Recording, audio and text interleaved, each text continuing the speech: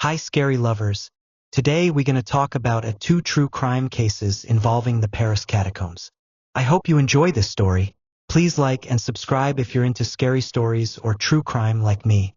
Beneath the bustling streets of Paris lies a shadowy labyrinth, the catacombs.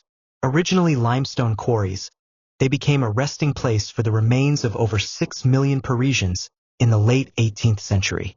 While the catacombs are known for their macabre allure, they also hide darker secrets, including crimes and tragedies that echo through their narrow passageways. The catacombs stretch for more than 200 miles beneath Paris, their walls lined with bones arranged in intricate patterns. Though they draw tourists and thrill seekers, few know the stories of those who have vanished within their depths. The disappearance of Philippe Nuss. In the late 1990s, Philippe Nuss, a 29-year-old Parisian photographer, became fascinated with the catacombs and the urban exploration community. He was known for his adventurous spirit and often documented his explorations, sharing them with friends online. In 1998, Philippe planned a solo expedition into the catacombs to capture the eerie beauty of the bones and tunnels for an art project. He informed friends of his plans, assuring them he would return by evening. He entered through a lesser-known entrance, one that many urban explorers used to access the tunnels away from the tourist crowds. As the hours passed and Philippe failed to return, his friends grew concerned. They attempted to contact him but received no response. After a night of worry, they reported him missing. The Parisian police launched a search operation, focusing on the catacombs. However, the vast network of tunnels made the search challenging. Despite their efforts, they found no trace of Philippe. As weeks went by, the case garnered media attention, with reports highlighting the dangers of exploring the catacombs. In the following months, rumors began to circulate about Philippe's fate. Some claimed to have seen him in the catacombs, while others suggested he had encountered foul play, possibly linked to the underground explorers who sometimes engaged in illegal activities. Urban legends about the catacombs began to flourish, with stories of mysterious groups, hidden chambers, and even ghostly apparitions. Some explorers spoke of encounters with shadowy figures in the tunnels, adding to the fear and intrigue surrounding Philippe's disappearance. A year later, in 1999, a group of explorers stumbled upon a hidden chamber deep within the catacombs. Inside, they found a disturbing collection of items: old photographs, clothing, and what appeared to be personal belongings of various missing persons, including Philippe. The discovery reignited interest in his case, and the police were called to investigate. While they were able to gather evidence, they faced difficulties in confirming Philippe's fate. No definitive proof linked the items to him, and the case remained unsolved. Despite extensive searches and ongoing interest, Philippe Nuss was never found. His disappearance became a haunting reminder of the dangers that lurk beneath the surface of Paris. The catacombs continued to attract thrill seekers, but many did so with a newfound respect for the dark history they concealed. Another intriguing true crime story involving the Paris catacombs centers around the mysterious case of Simon Lefebvre and the urban legends surrounding the underground tunnels. In the early 2000s, rumors circulated about a mysterious group known as Les Souterrains, who allegedly held clandestine gatherings in the catacombs. The allure of adventure drew many to explore the underground, but some would discover a sinister side to this subterranean world. The disappearance of Simon Lefebvre. In 2004, Simon Lefebvre, a 23-year-old art student, vanished during a weekend exploration with friends. The group had planned to document their adventure for a university project. Simon was known for his adventurous spirit, often pushing boundaries in pursuit of inspiration. On the day of their excursion, the group entered the catacombs through a hidden entrance known only to locals. Excited yet apprehensive, they wandered through the dimly lit tunnels, taking photographs and joking as they moved deeper into the maze.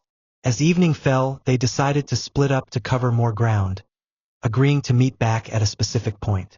When the time came, Simon was nowhere to be found. His friends searched frantically, calling out for him, their voices echoing eerily through the caverns. Hours passed and panic set in. Unable to locate him, they finally alerted the authorities. The Parisian police launched a search operation, deploying teams equipped with lights and radio communication. Despite their efforts, the catacombs were vast and treacherous. Searchers had to navigate the dangerous, unmarked passages, and many were familiar with the catacombs only from their tours above ground. Days turned into weeks, and the case received media attention, with headlines reporting the disappearance of the lost student of the catacombs. Friends and family held vigils, hoping for any news of Simon's fate. As the investigation continued, rumors swirled about possible foul play, with some suggesting that Simon had encountered the infamous Les Souterrains. Les Souterrains, rumored to be a group of urban explorers and thrill-seekers, was said to have a darker agenda. They were known for holding underground parties, complete with elaborate sound systems and art installations. However, there were whispers of something more sinister, a black market for stolen goods and even human trafficking. Investigators discovered that Simon had been intrigued by urban exploration and had even communicated online with members of the group before his disappearance. This led them to believe he might have stumbled upon something he shouldn't have seen. The police began to follow leads, interviewing known members and frequent visitors of the catacombs. Months later, after extensive searches and a growing sense of despair, a break in the case emerged. An anonymous tip led the police to an abandoned section of the catacombs, far removed from the usual tourist paths. Inside, they found makeshift living quarters, graffiti, and remnants of past gatherings, but no sign of Simon. However, they did uncover disturbing evidence. Photographs of various missing persons, all reportedly seen in the catacombs over the years. Among them was a photograph of Simon, taken just days before his disappearance. It was clear that he had crossed paths with the group. As investigators delved deeper, they encountered former members of Les Souterrains who were willing to speak out. They revealed that Simon had attended a secret party, where a confrontation had taken place between him and other attendees. They claimed he had witnessed an illegal transaction involving stolen artifacts. The former members described a chaotic scene during the party. Tensions flared as Simon confronted one of the ringleaders, demanding to know more about the group's activities. The situation escalated, leading to a violent altercation. In the chaos, Simon vanished, and the group quickly dispersed, fearing repercussions. Authorities speculated that Simon might have been harmed and his body hidden in the labyrinthine tunnels.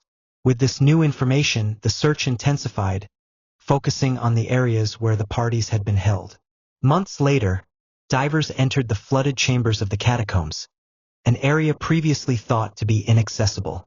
They discovered an eerie underwater room, lined with more bones, but also what appeared to be remnants of personal belongings. Clothing, a backpack, and finally, Simon's ID. The discovery confirmed the worst fears of Simon's family and friends. Investigators believed he had been killed during the altercation and disposed of in the depths of the catacombs. With this new evidence, authorities issued arrest warrants for several members of Les Souterrains. In the following months, a few key members were apprehended, leading to trials that exposed the darker side of urban exploration. They were charged not only with Simon's murder but also with various other crimes, including trafficking and the sale of stolen artifacts. The catacombs, once a place of intrigue and mystery, became a symbol of tragedy and loss. While some found closure in the justice served, others remained haunted by the knowledge that a vibrant life had been extinguished beneath the streets of Paris. The catacombs continued to draw visitors, their allure now intertwined with a chilling history of violence and crime. The legacies of Simon Lefebvre and Philippe Nuss serves as a reminder of the dangers lurking within the shadows of urban exploration. The catacombs remain a place of fascination, but they also hold the weight of lost souls and untold stories. Those who venture into their depths must remember that beneath the beauty of Paris lies a labyrinth of secrets, some of which are better left undiscovered. I hope you liked today's version of my stories. Let me know down below if you would like to hear more true crime content. Please like and subscribe if you're into scary stories like me.